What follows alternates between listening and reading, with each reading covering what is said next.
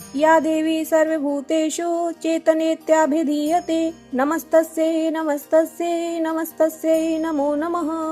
जय माता दी। आप सभी भक्तों को शारदीय नवरात्रि व्रत की हार्दिक शुभकामनाएं। आज नवरात्रि का चौथा दिन है। चौथे दिन माँ कूष्मांडा की पूजा अर्चना की जाती है। तो प्रिय भक्तों, नवरात्रि के चौथे दिन दुर्गा सप्तशती पाठ का अध्याय 5, 6, 7 और 8 का पठन एवं श्रवण किया जाता है। कल तक हम दुर्गा सप्तशती के पाठ का अध्याय 4 तक श्रवण कर चुके हैं। अब उससे आगे की कथा सुनते हैं। उससे पहले मेरा आप सबसे विनम्र निवेदन है कि पाठ को पूरे श्रद्धा और विश्वास के साथ और पूरा सुनना, और पूरा सुनने के बाद कमेंट बॉक्स में जय माता दी अवश्य लिखना। माँ भगवती की कृपा आप सब पर हमेशा बरसती रहे, आपके घर में सुख समृद्धि और शांति का वातावरण रहे। इन्हीं मंगल कामनाओं के साथ अध्याय शुरू करते हैं। तो प्रेम से बोलिए जय माता दी। महर्षि मेधा ने कहा, पूर्व काल में शुंभ और निशुंभ नामक असुरों ने अपने बल के घमंड में आकर इंद्र का तीनों लोकों का राज्य और यज्ञों के भाग छीन लिए, और वे दोनों इसी प्रकार सूर्य, चंद्रमा, कुबेर, धर्मराज और वरुण के अधिकार भी छीनकर स्वयं ही उनका उपयोग करने लगे। वायु और अग्नि का कार्य भी वे ही करने लगे, और इसके पश्चात उन्होंने सभी देवताओं को उनके स्थानों से निकाल दिया। इस तरह से अधिकार छीने हुए तथा दैत्यों द्वारा निकाले हुए देवता अपराजिता देवी का स्मरण करने लगे कि देवी ने हमको वर दिया था कि मैं तुम्हारी संपूर्ण विपत्तियों को नष्ट करके रक्षा करूंगी। ऐसा विचार कर सब देवता हिमालय पर गए और भगवती विष्णु माया की स्तुति करने लगे। देवताओं ने कहा, देवी को नमस्कार है, शिवा को नमस्कार है, प्रकृति और भद्रा को नमस्कार है। हम रौद्रा, नित्या और गौरी को नमस्कार करते हैं। ज्योत सनामयी, चंद्र रूपिणी व सुख रूपा देवी को सतत प्रणाम है। शरणागतों का कल्याण करने वाली वृद्धि और सिद्ध रूपा देवी को हम बार बार नमस्कार करते हैं, और नेतृत्व राजाओं की लक्ष्मी तथा शर्वाणी को नमस्कार है। दुर्गा दुर्गम स्थलों को पार करने वाली दुर्गपारा, सारा, सर्वकारिणी, ख्याति, कृष्णा और धूम्रा देवी को सदैव नमस्कार है। अत्यंत सौम्य तथा अत्यंत रौद्र रूपा देवी को हम नमस्कार करते हैं। जगत की आधार भूताकृति देवी को बार बार नमस्कार है। जिस देवी को प्राणी मात्र विष्णु माया कहते हैं उसको नमस्कार है, उसको नमस्कार है, उसको नमस्कार है। जो देवी समस्त प्राणियों में चेतना कहलाती है उसको नमस्कार है, उसको नमस्कार है, उसको नमस्कार है। जो देवी समस्त प्राणियों में बुद्धि रूप से स्थित है उसको नमस्कार है, उसको नमस्कार है, उसको नमस्कार है।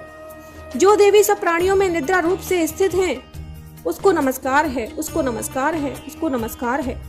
जो देवी समस्त प्राणियों में क्षुधा रूप से स्थित है उसको नमस्कार है, उसको नमस्कार है, उसको नमस्कार है। जो देवी समस्त प्राणियों में छाया रूप से स्थित है उसको नमस्कार है, उसको नमस्कार है, उसको नमस्कार है। जो देवी समस्त प्राणियों में शक्ति रूप से स्थित है उसको नमस्कार है, उसको नमस्कार है, उसको नमस्कार है।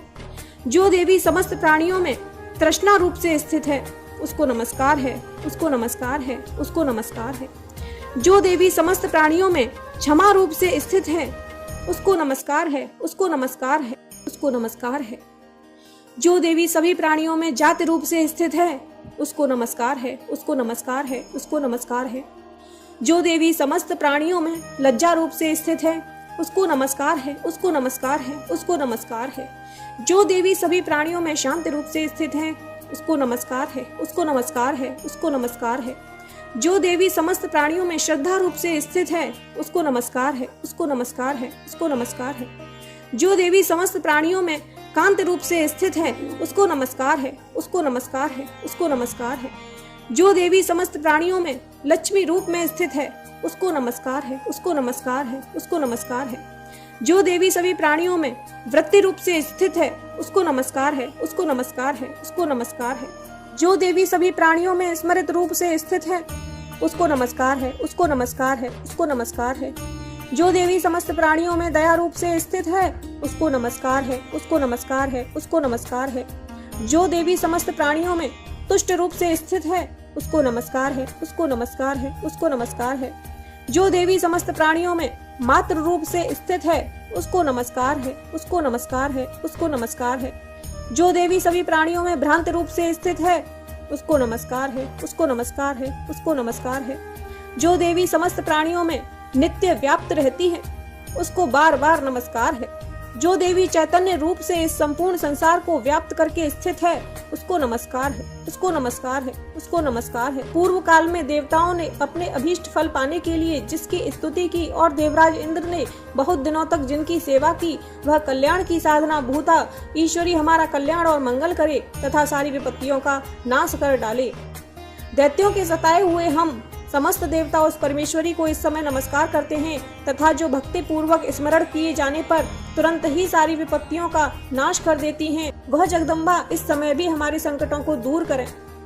महर्षि मेधा ने कहा, हे राजन, इस प्रकार जब देवता स्तुति कर रहे थे तो उसी समय पार्वती देवी गंगा में स्नान करने के लिए आईं। उन सुंदर मोह वाली देवी ने देवताओं से पूछा कि आप यहाँ किसकी स्तुति कर रहे हो? तब उनके शरीर से प्रकट होकर शिवा देवी बोली, शुंभ दैत्य के द्वारा स्वर्ग से निकाले हुए और निशुंभ से हारे हुए ये देवता मेरी ही स्तुति कर रहे हैं। पार्वती के शरीर को उससे प्रादुर्भाव होने के कारण उस देवी को संपूर्ण लोक में कौशिकी कहते हैं। कौशिकी के प्रकट होने के बाद पार्वती के शरीर का रंग काला हो गया और वे हिमालय पर रहने वाली कालिका देवी के नाम से प्रसिद्ध हुई। फिर शुंभ और निशुंभ के सेवक चंडमुंड वहां आए और उन्होंने परम मनोहर रूप वाली अंबिका देवी को देखा। फिर वे शुंभ के पास जाकर बोले, महाराज, एक अत्यंत मनोहर स्त्री है जो अपनी दिव्य कांति से हिमालय को प्रकाशित कर रही है। वैसा रंग रूप आज तक हमने किसी स्त्री में नहीं देखा। हे असुरेश, आप यह पता लगाएं कि वह कौन है और उसे ग्रहण कर लें। वह स्त्री स्त्रियों में रत्न है। वह अपने अंगों की प्रभा से दशों दिशाओं को प्रकाशित करती हुई वहां स्थित है, इसीलिए आप उसे देख लें। हे प्रभु, तीनों लोगों के हाथी, घोड़े और मणि इत्यादि जितने भी रत्न हैं, वे सब इस समय आपके घर में शोभायमान हैं। हाथियों में रत्न रूप ऐरावत हाथी, यह पारिजात वृक्ष और उच्चैः श्रवा घोड़ा तो आप इंद्र से ले आए हैं। हंसों द्वारा जुता हुआ विमान जो ब्रह्मा जी के पास था, वह भी अब आपके पास है। और यह महापद्म नामक खजाना आपने कुबेर से छीना है। समुद्र ने आपको सदा खिले रहने वाले फूलों की किंजल किनी नामक माला दी है। वरुण का सुवर्ण भी वर्षा करने वाला छत्र आपके पास है। रथों में श्रेष्ठ प्रजापति का रथ भी आपके पास है। हे दैत्येश्वर, मृत्यु से उत्क्रांतिदा नामक शक्ति भी आपने छीन ली है। और वरुण का पास तथा समुद्र में पाए जाने वाले सभी प्रकार के रत्न भी आपके भ्राता निशुंभ के अधिकार में हैं, जो अग्नि में न जल सकें। ऐसे 2 वस्त्र भी अग्निदेव ने आपको दिए हैं। हे दैत्येंद्र, इस प्रकार सारी रत्न रूपी वस्तुएं आप संग्रह कर चुके हैं, तो फिर स्त्रियों में रत्न रूप यह कल्याणकारी अनुपम स्त्री आप क्यों नहीं ग्रहण करते? महर्षि मेधा बोले, चंडमुंड का यह वचन सुनकर शुंभ ने महादैत्य सुग्रीव को दूत बनाकर देवी के पास भेजा और कहा कि तुम मेरी आज्ञा से वहां जाकर ये बातें कहना और ऐसा उपाय करना जिससे वह प्रसन्न होकर तुरंत मेरे पास चली आए। वह दूत पर्वत के उस रमणीय भाग में जा पहुंचा जहां देवी रहती थी। दूत ने मधुर वाणी में कहा, हे देवी, असुरराज शुंभ जो इस समय तीनों लोकों का स्वामी है, मैं उसका दूत हूँ और यहाँ तुम्हारे पास आया हूँ। सभी देवता उसकी आज्ञा एक स्वर से मानते हैं। अब उसने जो संदेश भेजा है वह सुनो। उसने कहा है, इस समय संपूर्ण त्रिलोक मेरे अधिकार में है और सारे यज्ञों के भाग को पृथक पृथक मैं ही लेता हूँ और तीनों लोकों में जितने श्रेष्ठ रत्न हैं वे सब मेरे पास हैं। देवराज इंद्र का वाहन ऐरावत मैंने उससे छीन लिया है। उच्चैः श्रवा घोड़ा जो क्षीर सागर के मंथन से प्रकट हुआ था, उसे देवताओं ने मुझे समर्पित किया है। हे सुंदरी, इसके अतिरिक्त और जो भी रत्नाभूषण आदि पदार्थ देवताओं, गंधर्वों और नागों के पास थे, वे सब मेरे पास हैं। हे देवी, मैं तुम्हें संसार की स्त्रियों में रत्न मानता हूँ, तुम मेरे पास आ जाओ, क्योंकि रत्नों का उपभोग करने वाला मैं ही हूँ। हे चंचल कटाक्षों वाली सुंदरी, तुम मेरी या मेरे पराक्रमी भाई निशुंभ की सेवा में आ जाओ। मेरा वरण करने से तुम्हें अतुल महान ऐश्वर्य प्राप्त होगा। तुम अपनी बुद्धि से यह विचार कर मेरी पत्नी बनो। महर्षि मेधा ने कहा, दूत के ऐसा कहने पर संपूर्ण जगत का कल्याण करने वाली भगवती दुर्गा मन ही मन गंभीर भाव से मुस्कुराई और इस प्रकार बोली, हे दूत, तुमने जो कुछ कहा वह सत्य है और इसमें तनिक भी झूठ नहीं है। शुंभ इस समय तीनों लोकों का स्वामी है और निशुंभ भी उसी की तरह पराक्रमी है, किंतु इस संबंध में मैं जो प्रतिज्ञा कर चुकी हूँ उसे मैं कैसे झुठला दूं? मैंने अपनी अल्प बुद्धि के कारण पहले से जो प्रतिज्ञा कर रखी है उसे सुनो। जो मुझे युद्ध में जीत लेगा, मेरे अभिमान को खंडित करेगा और मेरे समान बलशाली होगा, वही मेरा स्वामी होगा। इसीलिए शुंभ अथवा निशुंभ स्वयं ही यहाँ पधारें और मुझे जीतकर शीघ्र ही मुझसे विवाह कर लें। इसमें देरी की क्या आवश्यकता है? दूत ने कहा, हे देवी, तुम अभिमान में भरी हुई हो, मेरे सामने तुम ऐसी बातें न करो। इस त्रिलोक में ऐसा कौन है जो शुंभ और निशुंभ के सामने ठहर सके? हे देवी, जब अन्य दैत्यों के सामने भी सारे देवता युद्ध में ठहर नहीं सकते, तो फिर तुम जैसी स्त्री उनके सामने रणभूमि में कैसे ठहर सकेगी? जिन शुंभ आदि असुरों के सामने इंद्र आदि देवता खड़े नहीं हो सकते, तुम अकेली स्त्री उसके सामने कैसे जाओगी? अतः तुम मेरा कहना मानकर उनके पास चली जाओ, नहीं तो जब वे तुम्हें केस पकड़कर घसीटते हुए ले जाएंगे तो तुम्हारा गौरव नष्ट हो जाएगा। देवी ने कहा, जो कुछ तुमने कहा सो ठीक है। शुंभ और निशुंभ बड़े बलवान हैं, लेकिन मैं क्या कर सकती हूँ, क्योंकि मैं बिना विचारे प्रतिज्ञा कर चुकी हूँ। इसलिए तुम जाओ और मैंने जो कुछ कहा है वह सब आदर पूर्वक दैत्यराज से कह दो, फिर जो वह उचित समझें करें। तो भक्तों, यहाँ से आगे 6वां अध्याय शुरू करते हैं। महर्षि मेधा ने कहा, देवी की यह बात सुनकर दूत क्रोध में भरा हुआ दैत्यराज के पास पहुंचा और सारा वृतांत कह सुनाया। दूत की बात सुनकर दैत्यराज क्रोधित हो गया और उसने अपने सेनापति धूम्रलोचन से कहा, धूम्रलोचन, तुम अपनी सेना सहित शीघ्र वहां जाओ और उस दुष्टा के केशों को पकड़कर घसीटते हुए उसे बलपूर्वक यहाँ ले आओ। यदि उसकी रक्षा के लिए कोई दूसरा खड़ा हो, चाहे वह देवता, यक्ष या गंधर्व ही क्यों न हो, तुम उसे अवश्य मार डालना। महर्षि मेधा ने कहा, शुंभ के इस प्रकार आज्ञा देने पर धूम्रलोचन 60,000 राक्षसों की सेना लेकर वहां पहुंचा और देवी को देख ललकार कर कहने लगा, अरे तू अभी शुंभ निशुंभ के पास चल। यदि तू प्रसन्नता पूर्वक मेरे साथ नहीं चलेगी तो मैं तेरे केशों को पकड़कर तुझे घसीटता हुआ ले चलूंगा। देवी बोली, दैत्यराज का भेजा हुआ तेरे जैसा बलवान यदि मुझे बलपूर्वक ले जाएगा तो मैं तेरा कर ही क्या सकती हूँ। महर्षि मेधा ने कहा, देवी के ऐसा कहने पर धूम्रलोचन उनकी ओर लपका, किंतु देवी ने उसे अपनी हुंकार से ही भस्म कर डाला। यह देखकर असुरी सेना क्रुद्ध होकर देवी की ओर बढ़ी, परंतु अंबिका ने उन पर तीखे बाण, शक्तियां तथा फरसे बरसाने आरंभ कर दिए। इतने में देवी का वाहन सिंह भी अपनी गर्दन के बालों को हिलाता हुआ और बड़ी भारी गर्जना करता हुआ असुर सेना में कूद पड़ा। उसने कुछ असुरों को अपने पंजों से, कुछ अन्यों को अपने जबड़ों से और कितनों को ही दाढ़ों से घायल कर मार दिया। कई असुरों के पेट अपने नाखूनों से फाड़ डाले और कुछ का तो केवल थप्पड़ मारकर सिर धड़ से अलग कर दिया। कितने ही असुरों की भुजाएं और सिर तोड़ डाले और गर्दन के बाल हिलाते हुए उसने कई असुरों के पेट फाड़कर उनका रक्त पी डाला। इस प्रकार देवी के महाबली सिंह ने क्षण भर में असुर सेना को समाप्त कर दिया। शुंभ ने जब यह सुना कि देवी ने धूम्रलोचन को मार दिया है और उसके सिंह ने सारी सेना का संहार कर दिया है, तब उसे बड़ा क्रोध आया। मारे क्रोध के उसके होठ फड़कने लगे और उसने चंड तथा मुंड नामक असुरों को आज्ञा दी, हे चंड, हे मुंड, तुम एक बड़ी सेना साथ लेकर वहां जाओ और उस देवी के बाल पकड़कर या उसे बांधकर शीघ्र यहाँ ले आओ। यदि उसे यहाँ लाने में किसी प्रकार का संदेह हो तो सेना सहित लड़ते हुए उसे मार डालना, और जब वह दुष्टा और उसका सिंह दोनों मारे जावें, तब भी उसको बांधकर यहाँ ले आना। इससे आगे 7वां अध्याय। महर्षि मेधा ने कहा, दैत्यराज शुंभ की आज्ञा पाकर चंड और मुंड चतुरंगिनी सेना को साथ लेकर हथियारों से सजकर देवी से लड़ने के लिए चल दिए। हिमालय पर्वत पर पहुंचकर उन्होंने सिंह पर बैठी मुस्कुराती हुई देवी को देखा। जब असुर उनको पकड़ने के लिए तलवारें लेकर उनकी ओर बढ़े, तब अंबिका को उन पर बड़ा क्रोध आया और क्रोध के कारण उनका मुख काला पड़ गया। उनकी भ्रुकुटियां चढ़ गईं और उनके ललाट में से एक अत्यंत भयंकर तथा विकराल मुख वाली, लाल आंखों वाली काली प्रकट हुई, जो अपने हाथों में तलवार और पाश लिए हुए थे। वे विचित्र खड्वांग धारण किए हुए थी तथा उन्होंने चीते के चर्म की साड़ी और नरमुंडों की माला पहन रखी थी।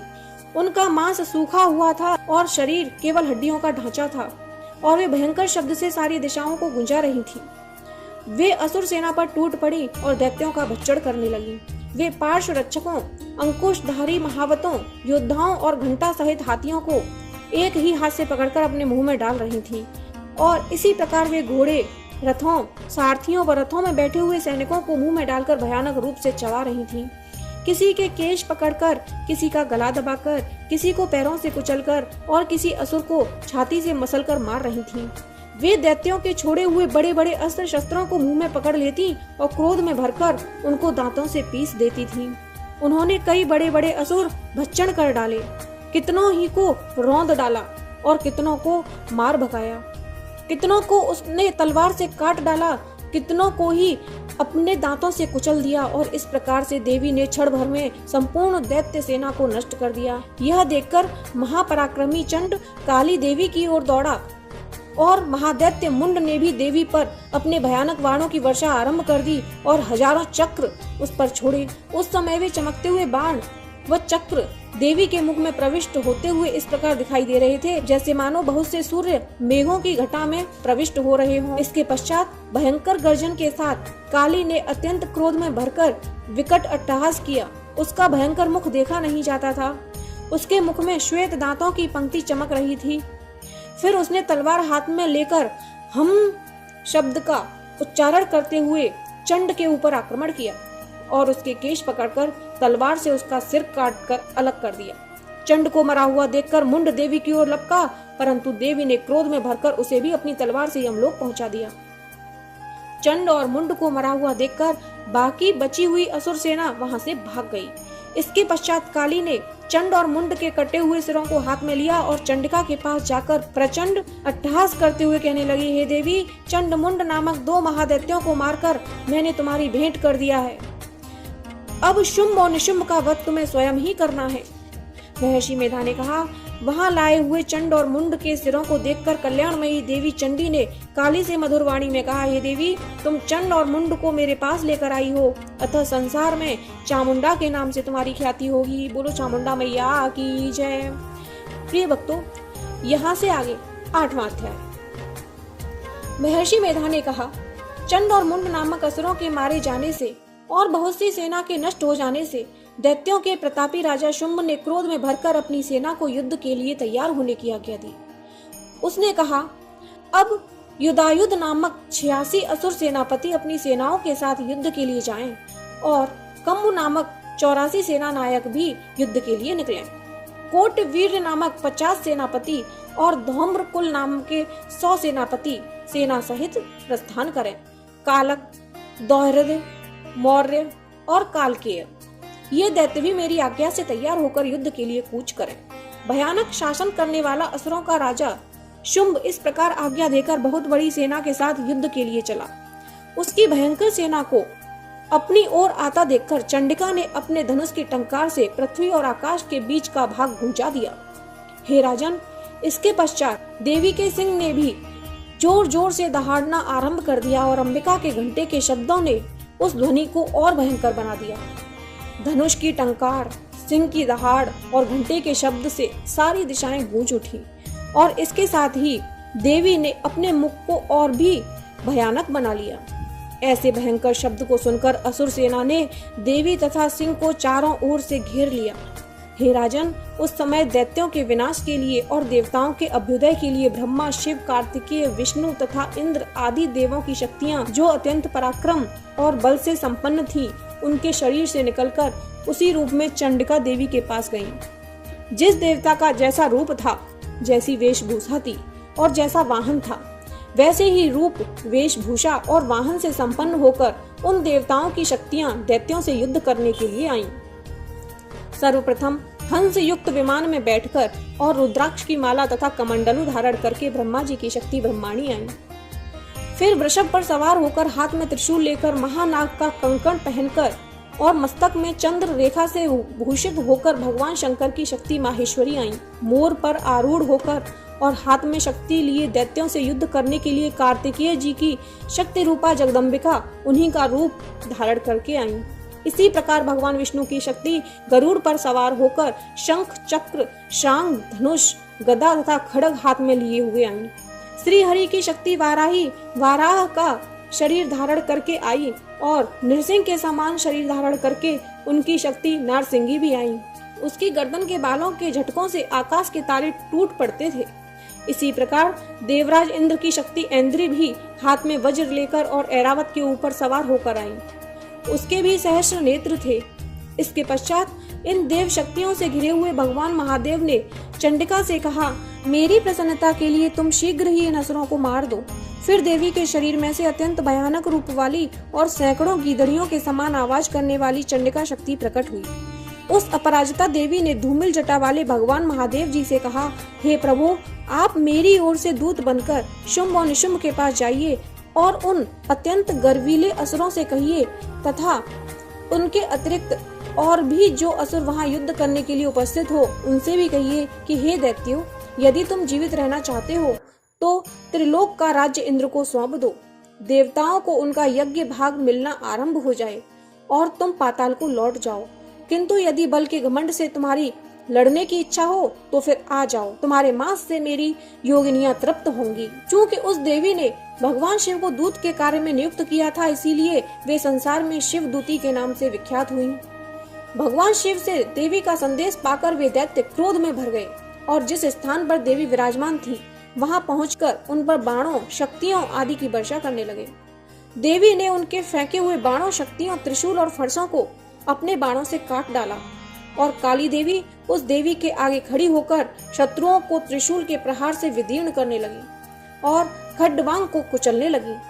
ब्रह्माणी जिस ओर दौड़ती थी उसी ओर अपने कमंडलों का जल छिड़ककर दैत्यों के ओज और बल को नष्ट कर देती थी। इसी प्रकार माहेश्वरी त्रिशूल से, वैष्णवी चक्र से और अत्यंत कोप वाली कौमारी शक्ति द्वारा असुरों को मार रही थी। ऐन्द्री के वज्र के प्रहार से सैकड़ों दैत्य रक्त की धारा बहाते हुए पृथ्वी पर सो गए। वाराही ने कई राक्षसों को अपनी यूथुन द्वारा मृत्यु के घाट उतार दिया। डाढ़ों के अग्रभाग से कई राक्षसों की छाती को चीर डाला और चक्र की ओट से कितनों ही को विदीर्ण करके धरती पर गिरा दिया।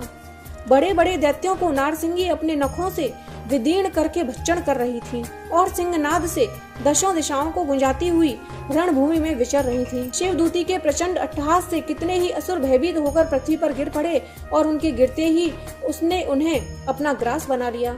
इस तरह क्रोध में भरे हुए मात्र गणों द्वारा नाना प्रकार के उपायों से बड़े बड़े दैत्यों को मरते हुए देखकर असुर सेना भाग खड़ी हुई और उस सेना को इस प्रकार भागता देखकर रक्तबीज नामक महापराक्रमी दैत्य क्रोध में भरकर युद्ध के लिए आगे आया।